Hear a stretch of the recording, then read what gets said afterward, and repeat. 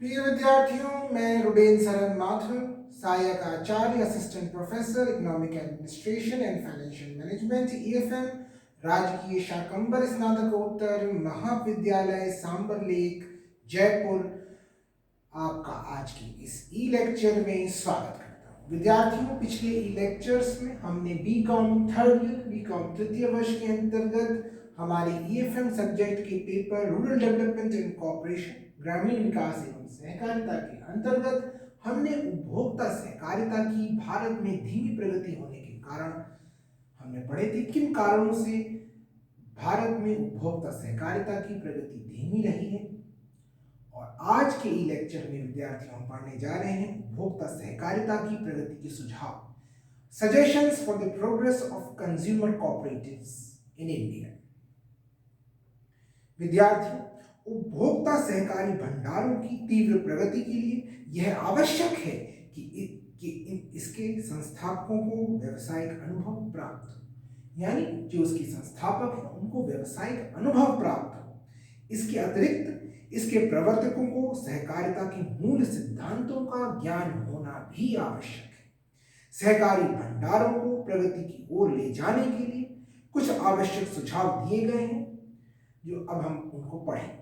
पहला है, इनको आर्थिक दृष्टि से सुदृढ़ता प्रदान करना, यानी इकोनॉमिक साउंडनेस। इनको हम कैसे इकोनॉमिकली साउंड बनाएं। पहला सुझाव जो हम देंगे वो यहां पर हम देंगे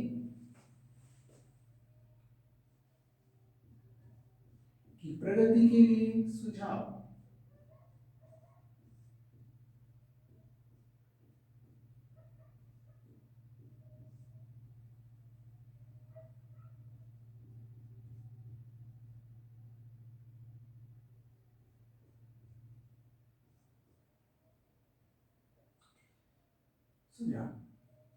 तो पहला हम यहाँ पे सुझाव हम करेंगे, देखेंगे, वो है आर्थिक, इनको कैसे हम आर्थिक दृष्टि से सुदृढ़ बनाएं।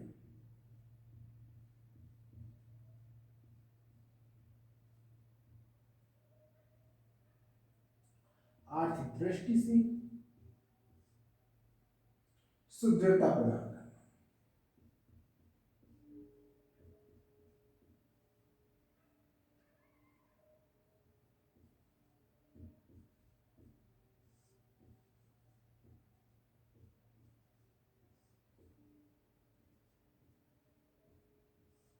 यानी इनको हम उन सुझावों का अध्ययन करेंगे जिनसे हम इन्हें आर्थिक पहले जिनसे हम इन्हें आर्थिक दृष्टि से सुदृढ़ बना सकते।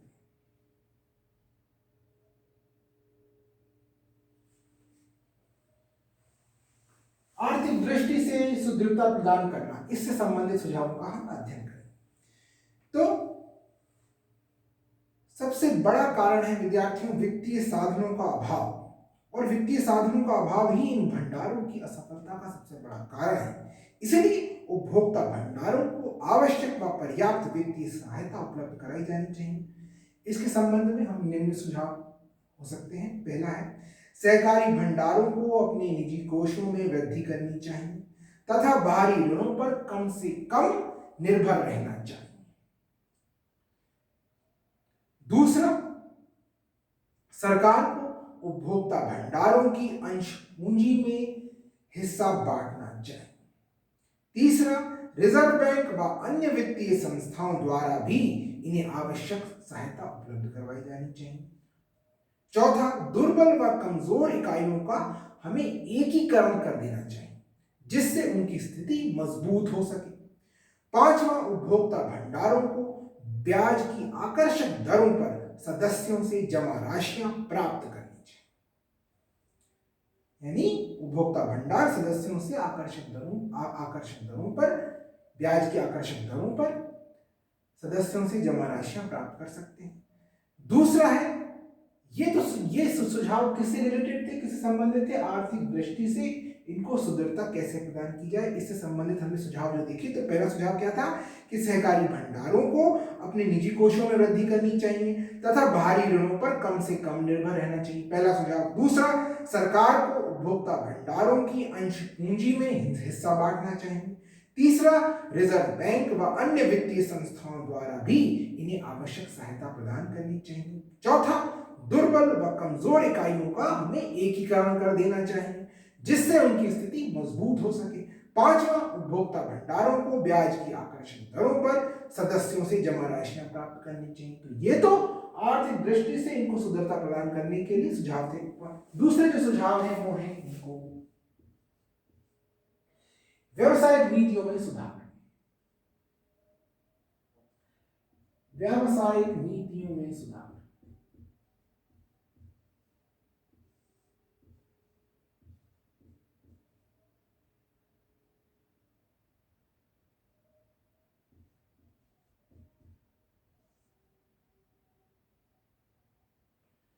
नीतियों में सुधार।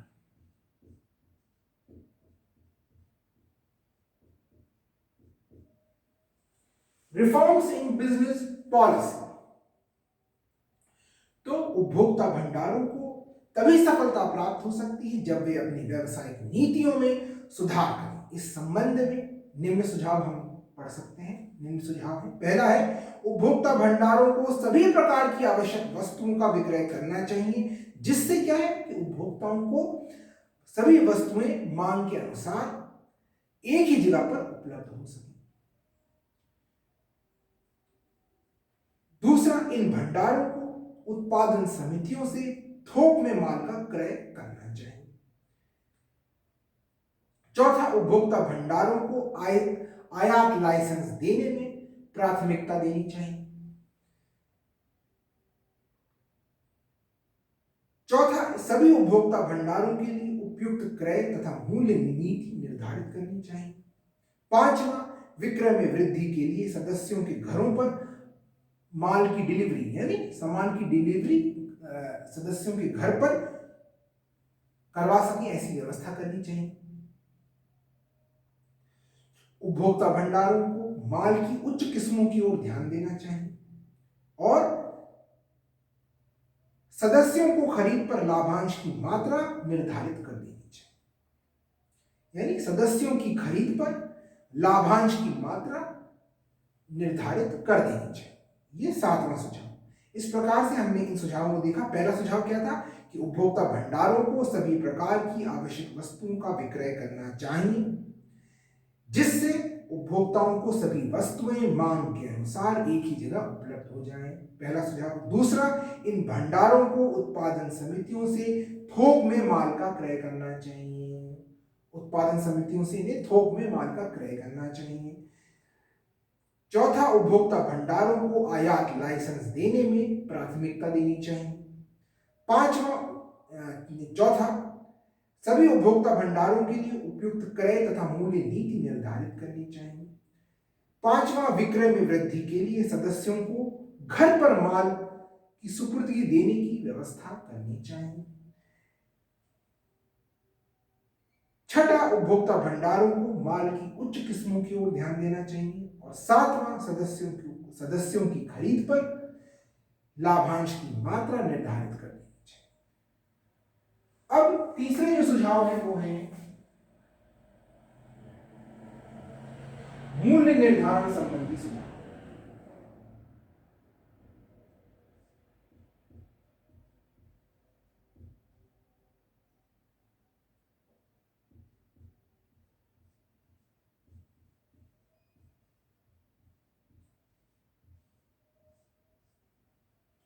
मूल्य निर्धारण संबंधी सुझाव।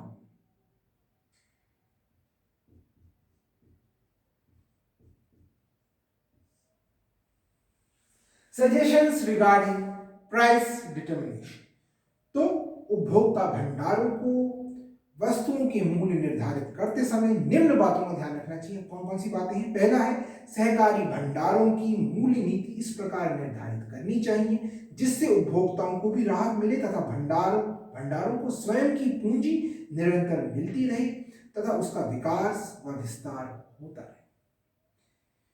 दूसरा, मूल्य बाजार भावों से अधिक नहीं होनी चाहिए। जो हमारे प्राइसेस हैं वो बाजार के भावों से अधिक नहीं होने चाहिए।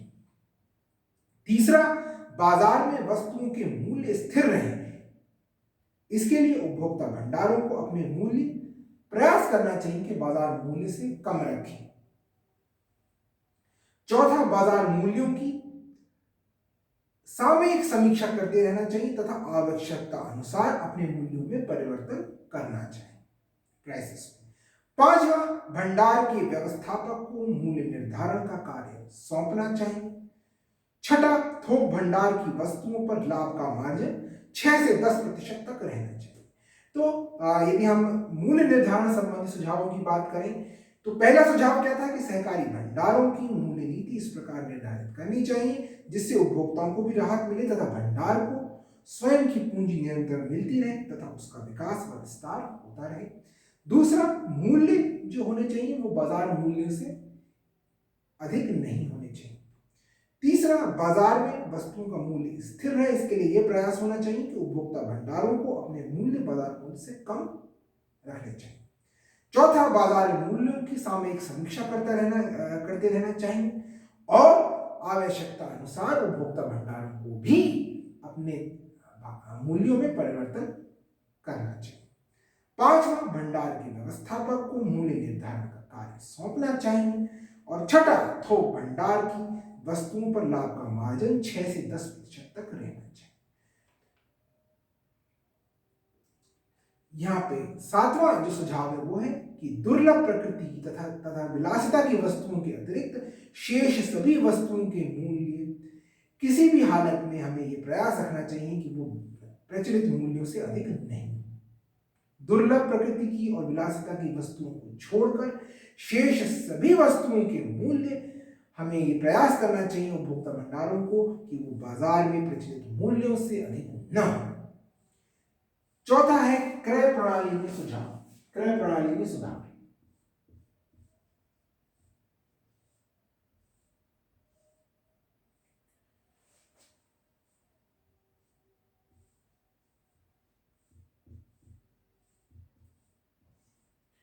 क्रय प्रणाली में सुधार।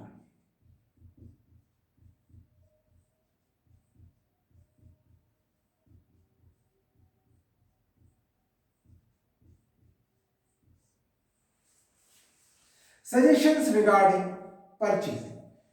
विद्यार्थियों, उपभोक्ता भंडारों को अपनी क्रय प्रणाली यानी परचेज जो इनका हमारा परचेजिंग है में सुधार के लिए निम्न बातों को ध्यान में रखना चाहिए। कौन कौन सी बातें हैं? पहला है उपभोक्ता भंडारों को माल का क्रय उचित मूल्य पर तथा उचित स्रोतों से करना चाहिए। दूसरा, माल का क्रय मांग के अनुसार व सही मात्रा में करना चाहिए। तीसरा, शुद्ध माल का क्रय करना चाहिए। चौथा, माल फसल के समय यानी उचित समय पर खरीदना चाहिए जिससे निरंतर पूर्ति में बाधा न पड़े, क्योंकि हमने पढ़ा था एक कारण ये भी है कि इनकी पूर्ति इरेगुलर रहती है, अनियमित पूर्ति इनकी प्रगति धीमे रहने का कारण। पांचवा, विभिन्न वस्तुओं का क्रय करते समय क्षेत्र के निवासियों की समय अनुकूल आवश्यकताओं, उनकी पसंद, भंडार की आर्थिक क्षमता आदि बातों को ध्यान में रखना चाहिए क्रय करते समय। और क्रय अधिकारी को अपने कर्तव्यों व दायित्वों की ओर सतर्क रहना चाहिए। तो पहला सुझाव क्या था कि उपभोक्ता भंडारों को माल का क्रय उचित मूल्य पर उचित स्रोतों से करना चाहिए। दूसरा, माल का क्रय मांग के अनुसार वह सही मात्रा में करना चाहिए। तीसरा, शुद्ध माल का क्रय करना चाहिए। चौथा, माल उचित समय पर खरीदना चाहिए जिससे वस्तुओं की निरंतर पूर्ति में बाधा ना पड़े। पांचवा, विभिन्न वस्तुओं का क्रय करते समय क्षेत्र के निवासियों की समय अनुकूल आवश्यकताओं, उनकी पसंद, भंडार की आर्थिक क्षमता आदि बातों का ध्यान रखना चाहिए। छठा, क्रय अधिकारी को अपने कर्तव्यों व दायित्वों की ओर सतर्क रहना चाहिए। पांचवा,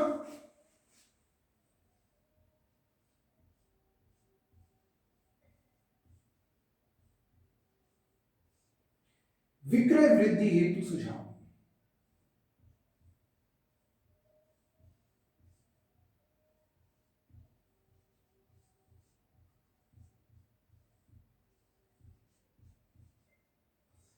सजेशंस फॉर सेल्स, इनकी सेल्स इंक्रीज करने के लिए हम क्या सजेशंस देंगे? तो वो उन सजेशंस को हम अध्ययन करेंगे। पहला है कि सहकारी भंडारों की दुकान उपभोक्ताओं की आबादी के बीच बाजार में होनी चाहिए। यानी सहकारी भंडारों की दुकानें उपभोक्ताओं की आबादी के बीच बाजार में स्थित होनी चाहिए। दूसरा, उपभोक्ता भंडारों को शुद्ध वस्तुएं रखनी चाहिए तथा उचित तौल व सही मूल्य रखना चाहिए। तीसरा, आकर्षक चीजें काउंटर के पास रखनी चाहिए। चौथा, वस्तुओं की पैकिंग आकर्षक व सुरक्षित होनी चाहिए। पांचवा, विक्रय वृद्धि के लिए आवश्यक विज्ञापन तथा प्रचार प्रसार भी करना चाहिए। छठा, ग्राहकों के घर तक सामान भेजने की सुविधाएं भी प्रदान करनी चाहिए ग्राहकों को। सातवां, सदस्यों को बिक्री पर छूट देनी चाहिए। जो हमारे मेंबर्स हैं उनको हमें बिक्री पर छूट देनी चाहिए।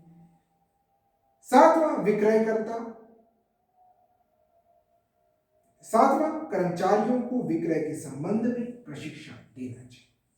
इस प्रकार से हमने इन 7 सुझाव थे। पहला, सहकारी भंडारों की जो दुकानें हैं वो उपभोक्ताओं की आबादी के बीच बाजार में स्थित होनी चाहिए। दूसरा, उपभोक्ता भंडारों को शुद्ध वस्तुएं रखनी चाहिए तथा उचित तौल व सही मूल्य रखना चाहिए। तीसरा, आकर्षक चीजें हमें काउंटर के पास रखनी चाहिए। चौथा, वस्तुओं की पैकिंग आकर्षक व सुरक्षित होनी चाहिए। उस पर वस्तु के उपयोग का भी, यानी वस्तुओं की पैकिंग आकर्षक व सुरक्षित होनी चाहिए। पांचवा था, विक्रय वृद्धि के लिए आवश्यक विज्ञापन तथा प्रचार प्रसार भी करना चाहिए। छठा, ग्राहकों के घर तक सामान भेजने की सुविधाएं भी प्रदान करनी चाहिए। ग्राहकों के घर तक सामान भेजने की सुविधाएं भी जुटाई जानी चाहिए ताकि हम ग्राहकों को ये सुविधाएं प्रदान कर सकें। सातवां, सदस्यों को बिक्री पर छूट दी जानी चाहिए। आठवां, कर्मचारियों को विक्रय के संबंध में हमें प्रशिक्षण देना चाहिए।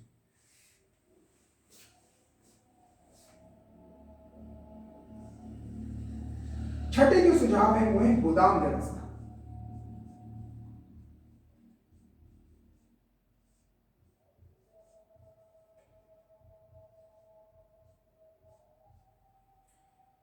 गोदाम व्यवस्था हेतु सुझाव।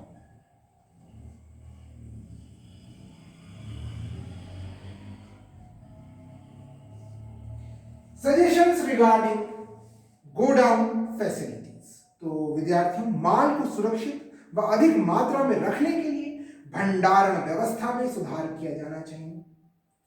इसके लिए हम निम्न सुझाव दे सकते हैं। पहला है, भंडारण हेतु कुशल व प्रशिक्षित कर्मचारियों की नियुक्ति की जानी चाहिए। दूसरा, भंडार से जो माल काउंटरों पर भेजा जाए उसके हर एक पैकिंग पर मूल्य लिखा रहना चाहिए ताकि माल को बेचने में सुविधा रहे। गोदाम में स्टॉक रजिस्टर सुव्यवस्थित रूप से रखा जाना चाहिए ताकि ठीक समय पर उसमें वांछित एंट्रीज प्रविष्टियां होती रहें। स्टॉक पर स्टॉक कीपर का निरंतर व समुचित नियंत्रण रहना चाहिए और स्टॉक के भौतिक सत्यापन की व्यवस्था होनी चाहिए। तो पहला सुझाव, पहला विद्यार्थियों में क्या था?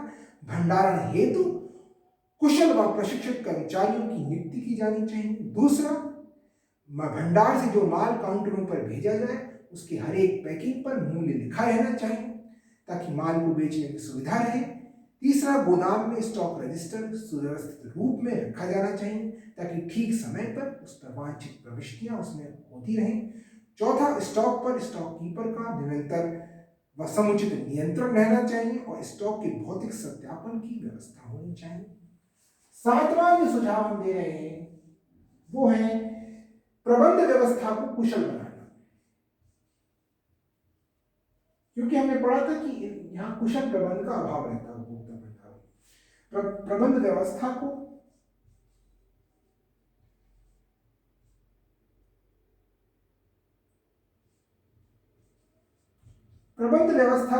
कुशल बनाना, इससे संबंधित हम सुझाव। तो प्रबंध व्यवस्था को हम कैसे कुशल बना सकते हैं? इन भंडारों की जो प्रबंध व्यवस्था है, हम उसको कैसे कुशल बना सकते हैं, यानी एफिशिएंट बना सकते हैं। How to promote managerial efficiency, management efficiency यहाँ पे। तो प्रबंध समिति के सदस्यों को व्यावसायिक अनुभव व प्रशासकीय ज्ञान होना आवश्यक है। पहला इसमें सुझाव है, प्रबंधकों को आकर्षक वेतन प्रदान करना चाहिए। प्रबंधकों को आकर्षक वेतन प्रदान करना चाहिए। दूसरा,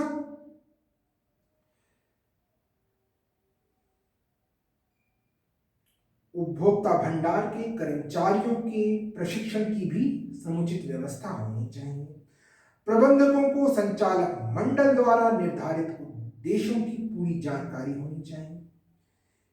निरीक्षण तथा अंकेक्षण की सामयिक व समुचित व्यवस्था होनी चाहिए। सुयोग्य कर्मचारियों को बिक्री पर कमीशन देना चाहिए। और जो हमारा संचालक मंडल है उसके सदस्यों को व्यवसायिक क्षेत्र का पूर्ण अनुभव होना चाहिए और सहकारी सिद्धांतों का भी ज्ञान होना चाहिए। यानी पहला सुझाव था कि प्रबंधकों को आकर्षक वेतन प्रदान करना चाहिए, उपभोक्ता भंडार के कर्मचारियों के प्रशिक्षण की भी समुचित व्यवस्था होनी चाहिए। तीसरा, प्रबंधकों को संचालक मंडल द्वारा निर्धारित उद्देश्यों की पूरी जानकारी होनी चाहिए। चौथा, निरीक्षण तथा अंकेक्षण की सामयिक व समुचित व्यवस्था होनी चाहिए, यानी टाइमली इंस्पेक्शन एंड ऑडिट होना चाहिए। पांचवा, सुयोग्य कर्मचारियों को बिक्री पर कमीशन देना चाहिए। छठा, संचालक मंडल के सदस्यों को व्यवसायिक क्षेत्र का पूर्ण अनुभव होना चाहिए और सहकारिता के सिद्धांतों का भी ज्ञान होना चाहिए। इस प्रकार से विद्यार्थियों हमने कई सुझाव पढ़े। अब हम कुछ और सुझावों का अध्ययन करेंगे।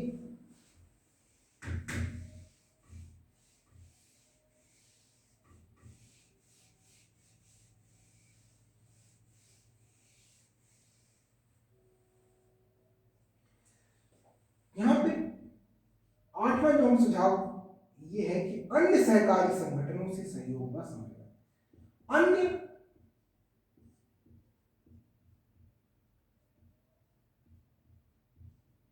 सहकारी संगठनों से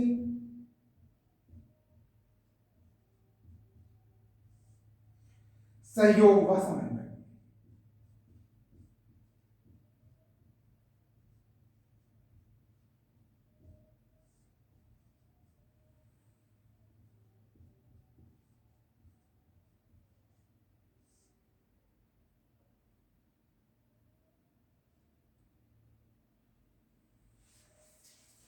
तो अन्य सहकारी संगठनों से सहयोग व समन्वय यानी cooperation with other cooperative organisations, यानी उपभोक्ता सहकारी भंडारों को अन्य सहकारी संगठनों से भी तालमेल रखना चाहिए, जैसे उत्पादक समितियां, विपणन समितियां आदि। इनसे निकट का संबंध रखना चाहिए ताकि कम लागत पर इन्हें अच्छी वस्तुएं प्राप्त हो सके। नवा है उत्पादकों से प्रत्यक्ष संपर्क।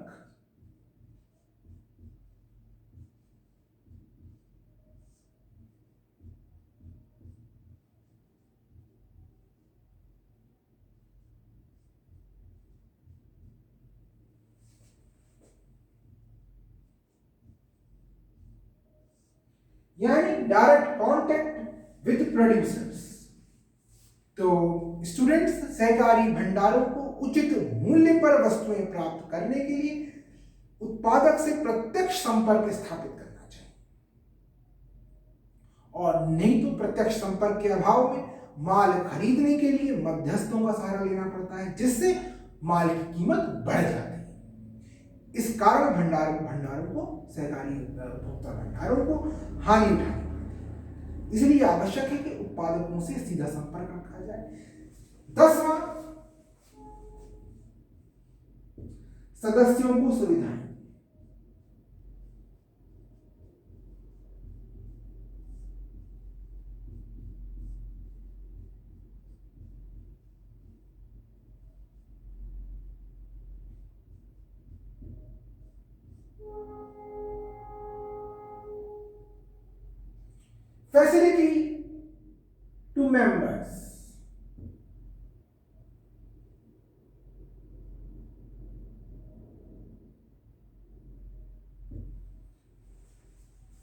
यानी सहकारी भंडार, विद्यार्थियों सहकारी भंडार अपने सदस्यों को अनेक प्रकार की सुविधाएं प्रदान करके उन्हें आकर्षित कर सकते हैं। सहकारी भंडार अपने सदस्यों को उधार की सुविधाएं, कैश डिस्काउंट, स्थगित भुगतान आदि की सुविधाएं प्रदान कर सकते हैं। इसके अतिरिक्त माल की जो डिलीवरी है, सामान की सुपुर्दगी घर तक करके बिक्री की मात्रा में वृद्धि कर सकते हैं। भंडार के कर्मचारियों को सदस्यों तथा ग्राहकों के प्रति इस प्रकार का व्यवहार करना चाहिए ताकि वे लोग भंडार की ओर आकर्षित हो। 11वां है कर्मचारियों की सुविधाओं में वृद्धि।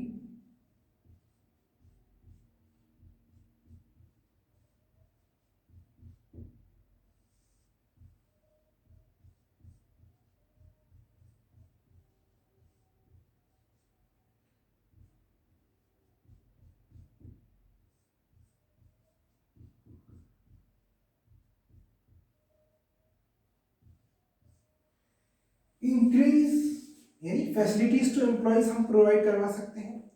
एम्प्लॉयज को हमें फैसिलिटीज प्रोवाइड करनी चाहिए। विद्यार्थियों किसी संस्था के कर्मचारियों की कार्य क्षमता में वृद्धि करने के लिए कर्मचारियों को वेतन के अतिरिक्त श्रम कल्याण सुविधा में बोनस, चिकित्सा, आवास व्यवस्था तथा अन्य सुविधाएं प्रदान करने का प्रयास करना चाहिए। ऐसा होने पर कर्मचारियों को काम करने का उत्साह रहेगा और जो उपभोक्ता सहकारी भंडार है उनकी प्रगति तीव्र गति से हो पाएगी। 12वां है व्यापार का प्रसार, एक्सपेंशन ऑफ ट्रेड।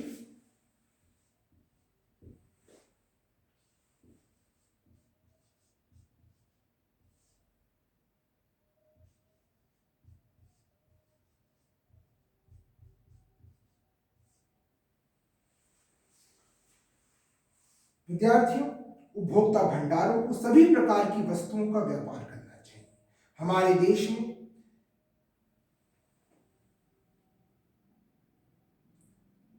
उपभोक्ता सहकारी भंडारों को हमारे देश में विद्यार्थियों उपभोक्ता सहकारी भंडारों को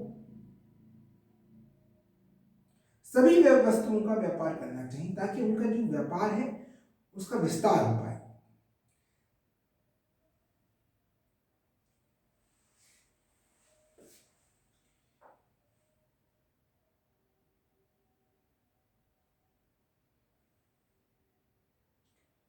तो इस प्रकार से हमने उन सुझावों का अध्ययन किया। इसके अलावा विद्यार्थियों कुछ और सुझाव भी हैं, वो हैं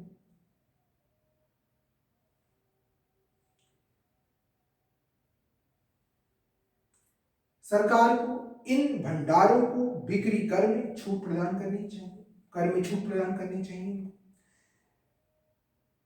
दुर्बल व अनार्थिक इकाइयों को मिलाकर सबल व सुसंगठित कर देना चाहिए।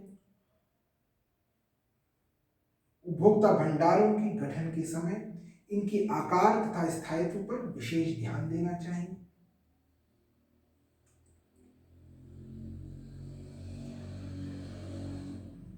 उचित मूल्य नीति का निर्धारण करना चाहिए। इस प्रकार से विद्यार्थियों हमने कई सुझावों का अध्ययन किया। यदि हम इन सब सुझावों को अपनाएंगे तो उपभोक्ता सहकारी भंडारों की प्रगति तीव्र गति से हो पाएगी।